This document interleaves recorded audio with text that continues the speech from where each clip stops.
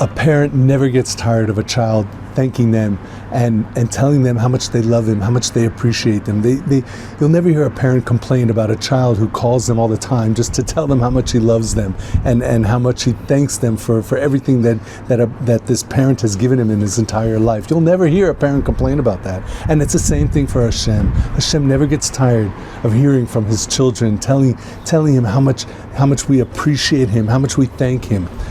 There was a hostage that was released and he was being interviewed, and he said when he was in captivity he used to talk to Hashem, and the first thing he would say is Hashem, how are you? And then he would say to Hashem, if you need anything, I'm here, I'm willing to do it.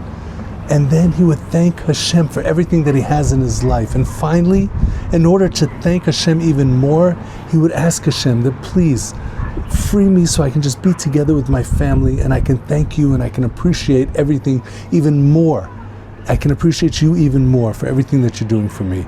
And that was his prayer. And then he finished by saying that since he's been out of his captivity, he hasn't been able to get to that same place of talking to Hashem, that same feeling. He just hasn't gotten there.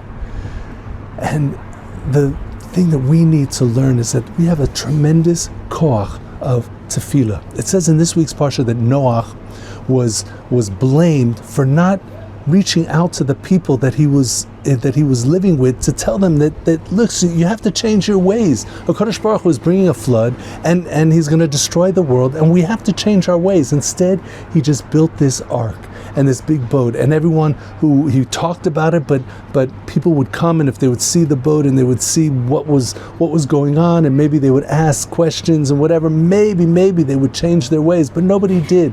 It was only Noach, and he never actively tried to save anybody, and that's why the whole flood is called May Noach. It's such a big compliment to have a national disaster named after you. But when Noach came out of the ark, he looked around and he realized he was the only one that was left, and he started to cry, and he said to HaKadosh Baruch Hu, he said to Hashem, couldn't you have Rahmanis? Couldn't you have a little mercy on mankind, your creation? Why did you have to destroy everybody? And Hashem said to him, Noach, you are such a fool. Now you're crying? After I've destroyed everything, now you're crying? Now it bothers you that there's no more mankind? What happened before? Why didn't you do anything? And the commentators give a reason for Noach, that maybe when Hashem came to Noach, maybe it was because Noach felt that there was no hope in davening. Because when Hashem told Noach that he was going to destroy the world, he said, that's it. Mankind has come in front of me and I see there's no hope for them. I'm destroying the world.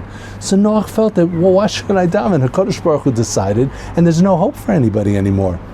Well, we see by the fact that HaKadosh Baruch Hu, that Hashem said to Noach, why didn't you daven before?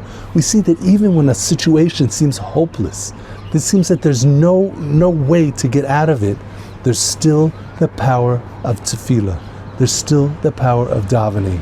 And we have to realize that koach that we have to reach out to HaKadosh Baruch Hu, because that's the only way that we can make a connection. What else are we supposed to do other than talk to Hashem and thank Him and appreciate Him and see Him in our life?